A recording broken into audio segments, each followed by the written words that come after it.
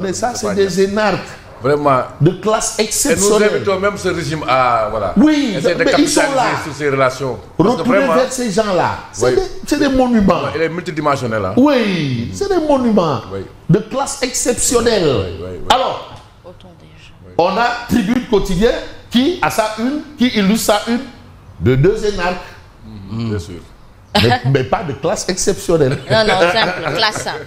Hein? Ah non, pas de classe exceptionnelle. De classe simple alors. Voilà.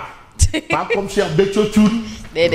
Pas comme Abba. Ouais, Béthio Thioune, il était de classe exceptionnelle. Ousmane Tanor Dieng. Hein? Pas comme Mohamed Diaité. Hein? Pas comme Amadouba, de classe exceptionnelle. Mais pas leurs fonctions actuelles, ils sont devenus. Ah, ben, exceptionnellement exceptionnelles.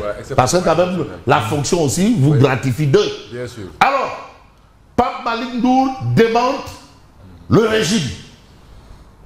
Parce que aussi, quand on gravit les échelons de l'administration, on est au sommet quand même, là on est exceptionnellement exceptionnel. Ah oui, il faut quand même le leur conférer. Hein? Oui, bien sûr. Oui. En entendant les événements de Tokyo. 4 programmes économiques. 4. 1, 2, 3, 4. En seulement 16 mois. 4 programmes. Sans résultat. Mais Pape Malick considère que c'est un manque de vision claire. C'est-à-dire manque de vision, on comprend, mais clair. Hein?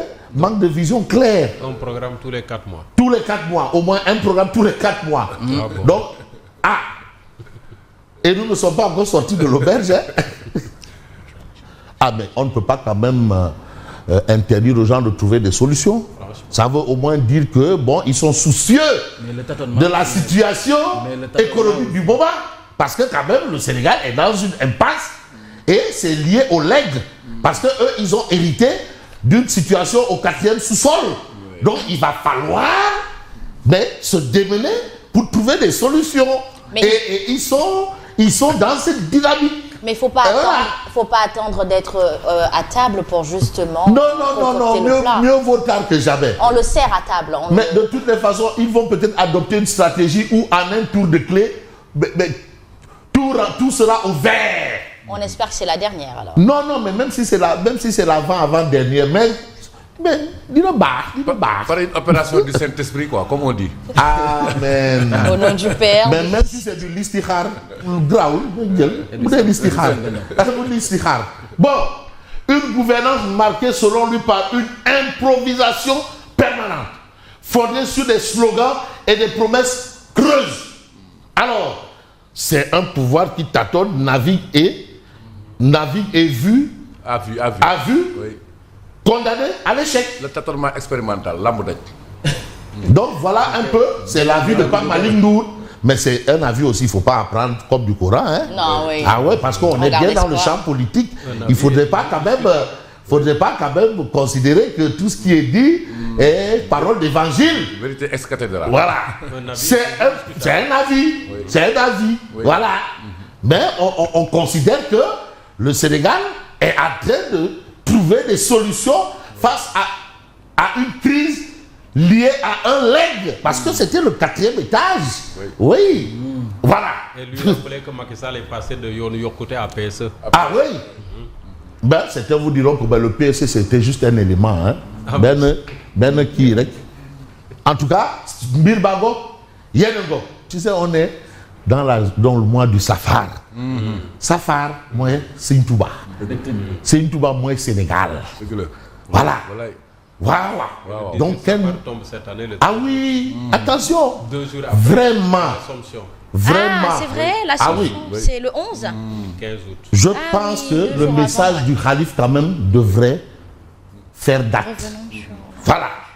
C'est un pouvoir qui tâtonne, navigue, a vu et condamne le pays à l'échec. Donc, tout ce qu'ils sont en train de faire là, c'est dans la sauce. On reste avec Tribune. Vous avez Moussa Niang, délégué national à la vie politique de Gumsobob les Djambars.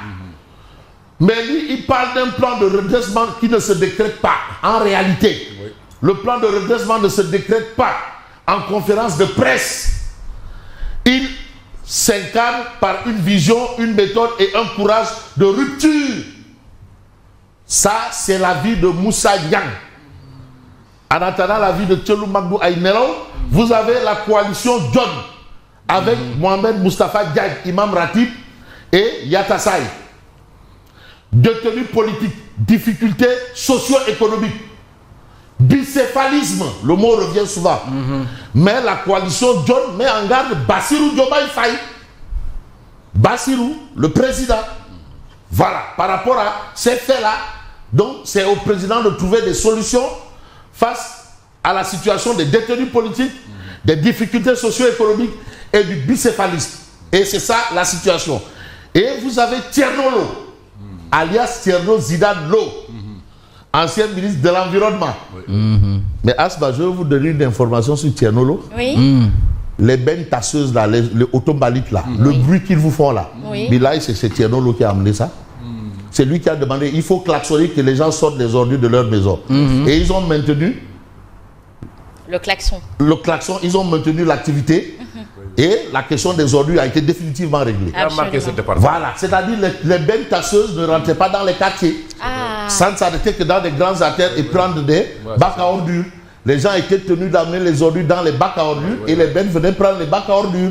Mais lui, il a dit il faut rentrer dans les coins, faire des obstructions de circulation que les gens amènent. Donc, Zidane Lo, Thierno Lo. Mais il a adressé une lettre à Sonko. Je vous invite solennellement, c'est un ancien ministre de la République, je vous invite solennellement à faire un pas vers la réconciliation nationale. Un pas. Faire un pas vers la réconciliation nationale. Et s'il le fait, je suis sûr que Alain Djibacha Kade va l'accompagner. Le griot attitré du Dougoutigui. Mais quand on parle de l'actualité, vous avez Walf Quotidien, rejet de ces deux propositions de loi. Mais Pastef déclare la guerre aux 7 sages. Déclarer une guerre aux 7 sages, ça renvoie à quoi? Et au nom de quoi? Ou pourquoi? En tout cas, l'information est à la une de Walf Quotidien. Secteur de la justice, Ousmane Diagne fixe bien entendu les limites. Mais nous n'allons pas nous limiter à ça. Nous allons essayer de voir une autre actualité autour justement de la situation bien entendu du moment. Parce qu'en ce moment, vous avez le quotidien. 30 ans après, vous savez, on dit l'histoire a souvent tendance à bégayer. 30 ans après, un nouveau plan à deux. Ce n'est pas nouveau. Il ne faudrait pas qu'on parle d'exclusivité ou bien, voilà, Fetch Boubès, pour reprendre un peu les amateurs de Dakar by Night. Fetch Boubès. Non. Après Sakoloum, on a eu des plans à deux. Diomaye Sonko met en œuvre sa stratégie de relance. Il y a eu des plans à deux. Ce n'est pas la première fois. Mais en 2000, ce plan n'avait pas porté chance à Diouf. Sakoloum. Ça, c'est ce que relève le quotidien. Mais depuis 1993 déjà. Depuis 1993. Et la situation de l'heure nous impose quand même à nous intéresser à l'actualité de Direct News. Le sermon de Touba à Diomaye et Sonko. Serigne Mountaga Mbacké Bassir. Serigne Touba, le safar a commencé. Baragay social.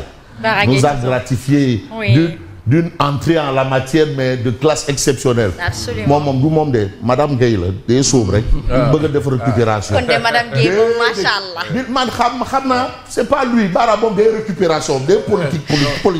Non, Madame Gueye, non.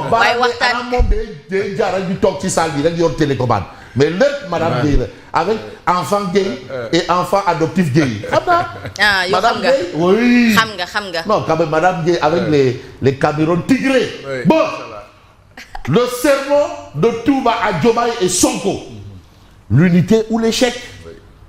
Mais vous savez, c'est une Touba. Parce que qui moi c'est une Touba? Ça, c'est une Touba. Voilà. Aujourd'hui, il y a des messages.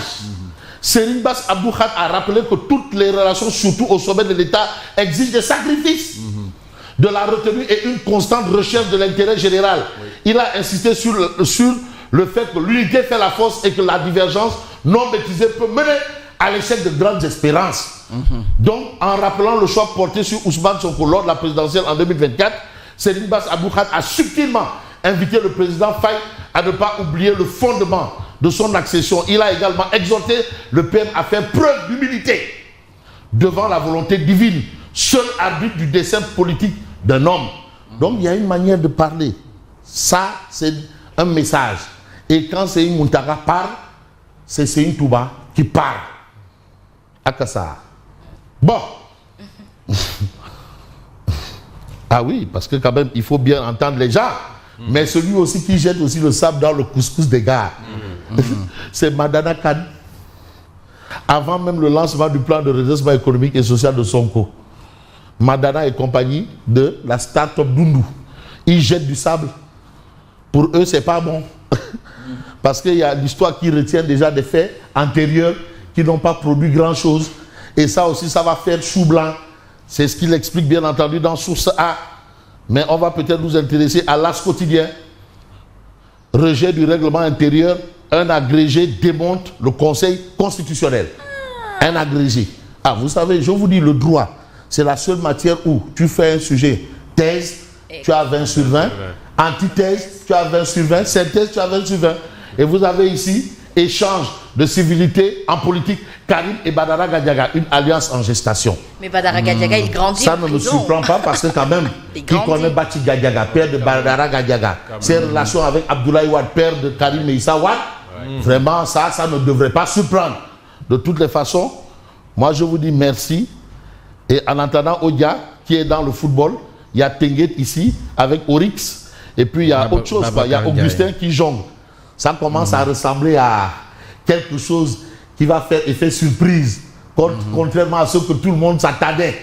Hein, on remarque qu'il y a les choses qui se décident de plus en plus ou de mieux en mieux. Apparemment, Augustin est parti pour remplir. Bonne continuation. Merci à vous, Fabrice Nguema. Il est 7h dans nos studios. Il est temps pour nous de faire place au journal.